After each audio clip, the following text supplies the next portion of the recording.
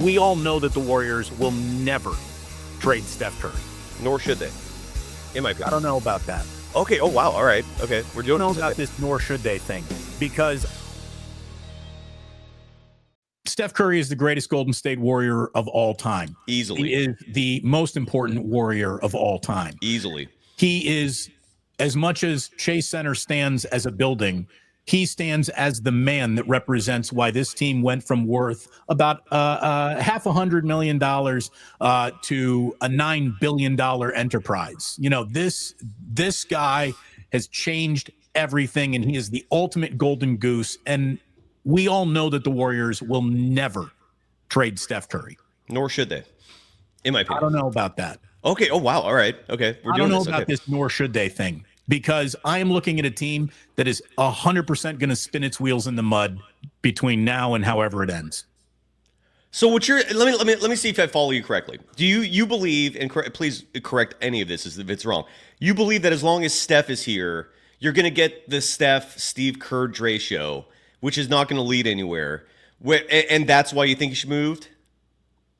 Steph should be moved because he would return the greatest assets on this team. I see. You know, like look, now trades and aprons, they're much more difficult than they used to be. It's not, you just can't talk about a trade without saying, well, is the salary match there and all these different things that a second apron team or a first apron team has to qualify for to make all these things. So, like, you know, leave it to the NBA. You've even taken the fun out of talking about trades, you like that's how much you screwed up your league in so many ways. But you're right, dude. What if I told you Steph Curry to Oklahoma City for 5 future first-round picks and the rights to Chet Holmgren? Would you think about that? Here's the thing, Damon. Yes, but here's how I'll respond to that, because I'm with you, and I prefer approaching almost anything in life with logic, with reasoning. We've been gifted as human beings with critical thinking skills, so why not use them?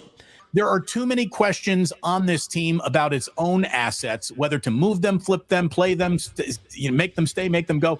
To me, if we're all just being really honest, the Warriors are done winning championships. Okay, that's what's it. That's what's going on. The Warriors are done winning championships. So how do you want to lay this down? I'll push this. Here's how I'll respond in 2 ways. First of all, do you want just Curry to shoot a whole bunch of threes in middling NBA seasons? Because that's pretty much how I think it ends. The way that you as a kid felt emotionally for Michael Jordan is how the Bay Area feels emotionally for Steph. That's why I do think it's relevant to mention that. Because when we talk about Steph being traded, you're right. Logically, this is sentimentality being applied, but Steph means that much. He's like, you talk about the house that Ruth built, referring to Yankee Stadium. That's what Chase Center is. It's the house that Curry built. So you're talking about trading Babe Ruth if you're the Yankees. That's what he means to San Francisco and the Warriors. Right. That's why I don't think. I hear you. Joe Montana got traded. So I also don't hear it. I know. But yes, you're right. If it's the perfect trade, I maybe I'd listen. But the other thing is the ownership of this team, they don't agree with you. And I'm not fully sold either. I'm not sold on the argument that the championships, the window is like 100% shut. It's like 90. I'm saying it's close. I'm not forgetting that 12-3 start. I'm not forgetting the games where we see the Warriors at their best. And it tells me that there is a window. And here's the other part. People were laughing at me in summer of 2021 when I was predicting the Warriors were going to win the championship that year. And my response to that was, besides the fact that you're basically calling out Steph and Dre and that whole squad is saying you're cooked, and they took that personally, but the landscape of the NBA is very important to take note as well. The last 2 years was the land of the bigs, man. You were not taking out Jokic's Nuggets in 2023. Damn near impossible. I thought the Warriors had a shot, but roster construction prevented that. 2024 was another year of the land of the Giants, but even though the Celtics ended up winning it, but they got a lot of bigs. Porzingis was an important addition for him. With that said, this year, it's lined up where you don't need that. Like you can rely on the same model that worked in 2022, where you need more size than this. Like the Warriors have to do something. And my greatest fear right now is this trade window's coming up in a month, and that Kerr's going to convince the front office, don't do a thing. I love my team. Don't.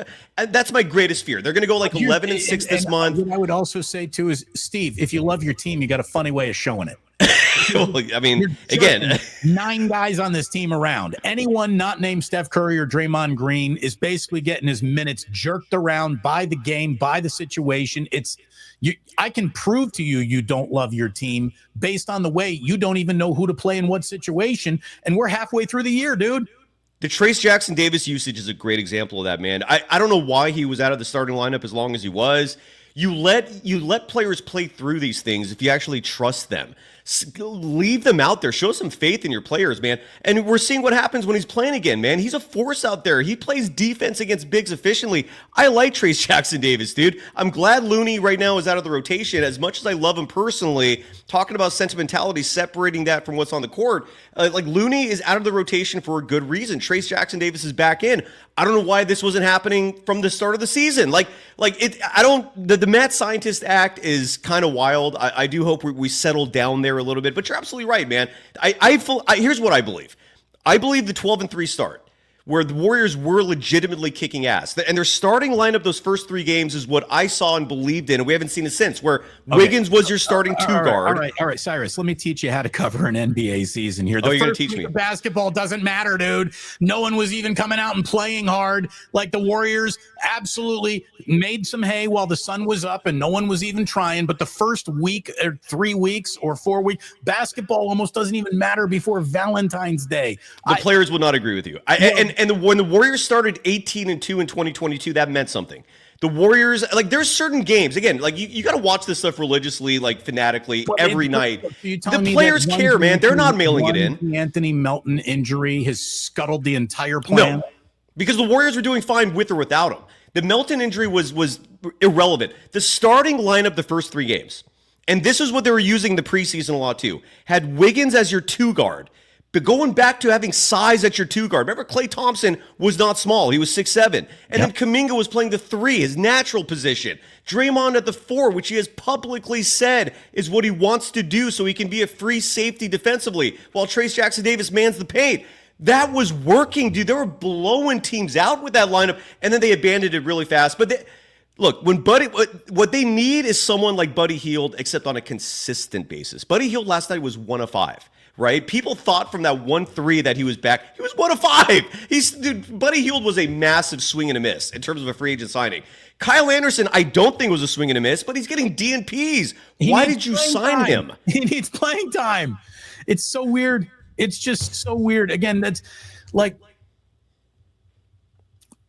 there's so much frustration around the way Kerr is deploying his talent. The way that the talent sometimes fits together, most of the time doesn't really look like it fits together. Steph is never the problem. He's always the man when he's out there. And again, they're not going to trade Steph Curry. They don't have the gumption, the balls, but if you're really talking about, like, how does a healthy basketball team and franchise operate, you need to know when it's time to basically sort of turn the page on a formula. And I just feel that the Warriors got stuck rereading the same page. You ever do that in a book where you got to read a paragraph like 3 times? Yes, because I space out. Yeah, I have ADHD. I'm on the I don't have the hyperactivity thing, but I got the spacing out, disassociation thing. I get it. Right. And again, my response to that is I'm not ready to throw in a towel and do a full rebuild because A, Steph means that much, but B, I've seen enough. And again, who in the Western Conference, Damon, scares you?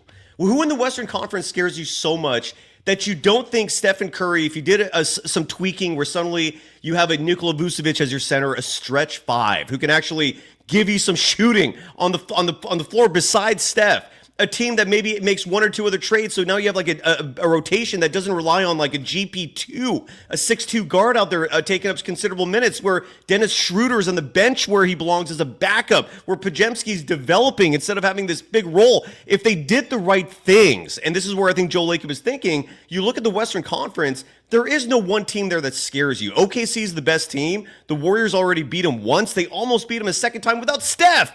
That's a team they can keep up with. That's why I think this season. Yeah. I'll tell you right now, the Rockets would scare me in a 7-game series. But the Warriors already beat them. That's what I'm trying to say, man. The teams that are at the top of the West this year are constructed in a manner that the Warriors can beat. They're not obstacles like the Nuggets 2 years ago, where you had Kentavious Caldwell-Pope as your shooting guard standing 6'8", and Aaron Gordon and Michael Porter Jr. and Nikola Jokic. Like lineups like that, like the Lakers still scare me the most when it comes to the Warriors, because the Warriors need size. This hobbit ball crap. Damon, the average height in the NBA, I looked this up the other day, is 6'7". That's the average height of an NBA player, is 6'7". And the Warriors are rolling lineups where Steph at 6'3" and Schroeder at 6'1" is your backcourt. They need tweaks, man. This team needs to get bigger. I do think they have the personnel. I just think they need to make tweaks. I'm not throwing in the towel, is my summary. Well, again, too early to throw in the towel. So it's time to either get playing who you need to play to be the best team you are as you're currently built. And it seems like Steve Kerr is in the way of that at times. Yes. Or they need to take those pieces and flip them for someone. And let's talk about who those someones are. Vucevic is the stretch 5 that everyone has been talking about, feels like the right fit. Yep. Go ahead and do that. And you can maybe do that without coming off a guy like Kuminga. You could, maybe. So it's going to be tough to fit, but there is a possibility there. Thanks for watching. Tune into the Damon Bruce Show live on YouTube every weekday at 2 p.m. Eastern, 11 a.m. Pacific.